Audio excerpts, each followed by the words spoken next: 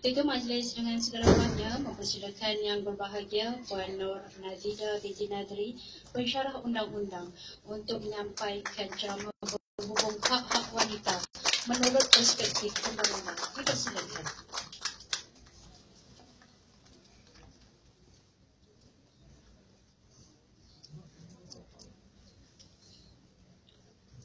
Assalamualaikum dan selamat petang. Saya ucapkan kepada pihak penganjur, panel-panel hormat, rakan-rakan sejawat saya, pelajar-pelajar dan juga para jemputan. Pertamanya saya ingin mohon maaf kerana lewat tiba sebab saya difahamkan bahawa saya boleh datang untuk sesi saya saja. Pagi tadi saya bertugas di Pusat Bantuan Guaman Shah Alam. So bila dimaklumkan boleh datang 3.30, so saya pun memang bajet memang sampai 10.3. Saya minta maaf banyak daripada Datuk Wahana, minta maaf. Alright, so profil mengenai saya merupakan bekas pensyarah di sini. Saya meletakkan jawatan pada tahun lepas. Bulan ni memang genap setahun. Puncanya kerana saya merupakan perhatian terhadap pengajian PhD saya. Ketika itu saya memulakan pengajian PhD undang-undang secara separuh masa. Jadi saya bercita-cita untuk menghabiskannya dengan lebih cepat. Jadi saya meletakkan jawatan. Dalam masa yang sama, selepas saya meletakkan jawatan, rasa bosan pula jadi suri rumah. Jadi saya memulakan latihan dalam kamar. Selepas saya graduasi dengan memegang jazah undang-undang tahun 2004, ayah saya tak membenarkan saya untuk menjadi peguam. Jadi saya tak buat latihan dalam kamar tu. So sekarang baru saya berpeluang untuk menjalankan latihan dalam kamar. So pagi tadi semasa saya bertugas di Pusat Bantuan Guaman Shah Alam, itulah sebahagian daripada program untuk latihan dalam kamar, chambering. So saya juga masih sebenarnya menjadi pensyarah undang-undang di beberapa universiti dan kolej, mengajar secara separuh masa. So kita pergi kepada tajuk yang diberikan kepada saya hari ini. Tajuknya hak-hak wanita menurut perspektif undang-undang. So perkenalannya. So wanita di Malaysia ini pada saya sangat beruntung jika dibandingkan dengan negara-negara lain seperti contoh di Arab Saudi. Kerana kerajaan tidak pernah leka, tidak pernah membelakangkan dan tidak pernah menidakkan hak-hak wanita sejajar dengan pembangunan negara. Sekiranya kita lihat pada tahun 1950, ketika itu step dia telah diambil untuk kita merdeka pada tahun 1957. Right? Pada masa itu, kalau tengok zaman Datuk Nenek kita dulu, wanita-wanita, gadis-gadis jarang dibenarkan ke sekolah. Tetapi pada tahun 1955, pada masa itu kita ada pilihan raya yang pertama.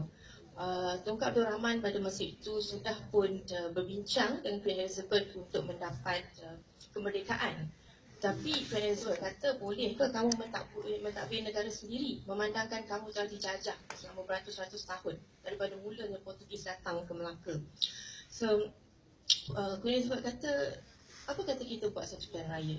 Right? Dan dalam pilihan raya itu ada seorang wanita yang telah diberi peluang untuk menjadi calon, Puan Halimatun, dan beliau juga menang dalam pilihan raya itu. Jadi itu menunjukkan bahawa dalam mencapai kemerdekaan, hak-hak wanita tidak pernah ditidakkan oleh kerajaan. So, setelah merdeka juga begitu, kerajaan telah mengambil langkah untuk memperkasakan hak-hak wanita dan kerajaan menggubal dasar dan undang-undang. Ketika menggubal undang-undang, hak-hak wanita sentiasa diambil kira. Saya bagi contoh, pada tahun 2008, tak salah saya, kita ada pilihan raya umum ketika itu. Pada ketika itu, Datuk Syahrizad Jalil kalah di dalam pilihan raya, kalah kepada Nurul Izzah. Jadi apabila Tun Abdullah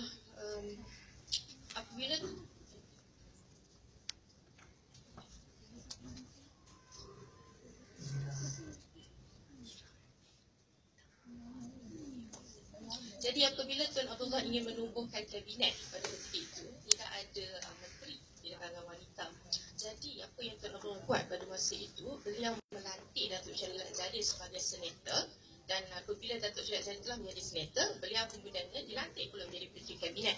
Kerana syarat untuk menjadi Menteri Kabinet, seseorang itu perlulah menjadi ahli Dewan Rakyat dan ataupun ahli Dewan Negara. So itu menunjukkan betapa berat, betapa kerajaan mengambil berat tentang hak-hak wanita.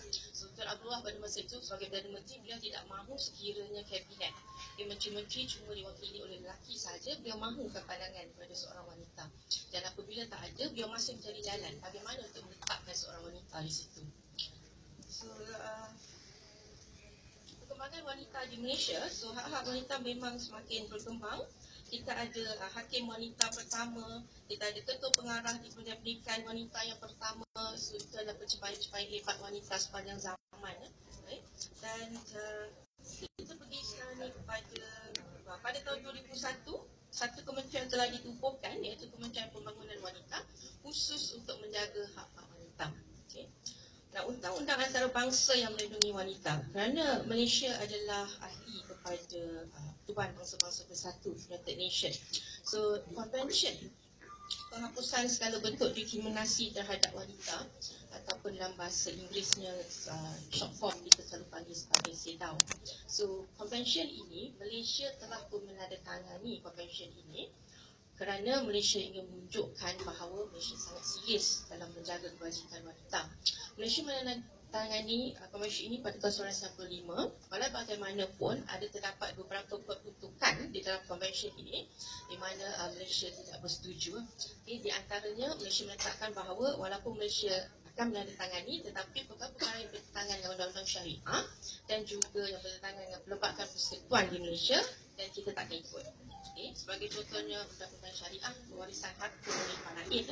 Kalau bahawa undang-undang syariah memang mengerti pewarisan harta, memang wanita dapat lebih sikit. So itu bertentangan dengan Convention. So kalau ada disebut tentang pewarisan harta dalam Convention, yang kita tak ikut. Lembaga persekutuan pula seperti yang puan-puan saya maklum, Perlembagaan Persekutuan merupakan undang-undang tertinggi di negara kita, jadi apa-apa undang-undang tidak boleh melanggar undang-undang yang tertinggi itu.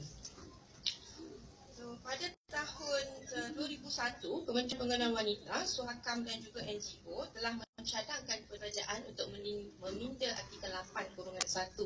Sebelum ini, Artikel 8(1), Artikel 8(1) sebenarnya membincangkan tentang hak sama rata, tetapi perkataan jantina tidak ada. Okay. Dia kata boleh hak sama rata adalah untuk semua orang daripada segi pendidikan dan lain-lain, tapi tidak ada ditulis bahawa jantina juga perlu diberi hak sama rata. So apa yang kaum wanita dapat, kaum lelaki pun dapat juga, vice versa. Okay. So pada tahun 2001, Artikel 8 telah dipinda dengan memasukkan perkataan jantina. Nah, perkara-perkara asas yang telah disebut di dalam Convention ialah hak-hak sivil dan juga status undang-undang wanita. So, seperti mana yang saya cakap, kita sangat bertuah kerana wanita di Malaysia diberikan hak untuk mengundi. Wanita di Arab Saudi tidak. So, termasuk juga hak untuk mengundi, untuk memegang jawatan ialah perkhidmatan, dan hak untuk tidak didiskriminasi di dalam pendidikan dan juga pekerjaan. Tanggungjawab bersama di dalam penjagaan anak antara lelaki dan perempuan, hak untuk dilindungi ketika hamil dan hak untuk membesarkan anak-anak. Okay. So faktor-faktor adat yang mempengaruhi hak-hak wanita perlu dipindah untuk mengimbangi hak di antara lelaki dan wanita. Seperti mana yang kita tahu, kita majoriti kaum di Malaysia ni ada 3 major kaum yang besar. So saya rasa lah, memang semua kaum memang mengutamakan lelaki daripada perempuan. Jadi itu juga antara cadangan dari Convention untuk kita menghapus undang-undang yang berkaitan dengan adat itu dan lebih bertoleransi terhadap hak-hak wanita. So, hak-hak wanita, sivil dan jenayah. Kerana tajuk yang diberikan kepada saya adalah hak-hak wanita menurut perspektif undang-undang. So, hak-hak wanita menurut perspektif undang-undang adalah sebenarnya sangat besar. So, dengan masa yang diberikan kepada saya tak boleh nak cover semua, tapi antara yang saya akan bincangkan sedikit hak-hak wanita, sivil dan jenayah dan juga syariah. So pada saya, saya mendapati bahawa undang-undang di Malaysia yang melindungi wanita sebenarnya sangat khas, dan juga cukup sebenarnya. Cumanya ialah isu yang selalu dibangkitkan di dalam mahkamah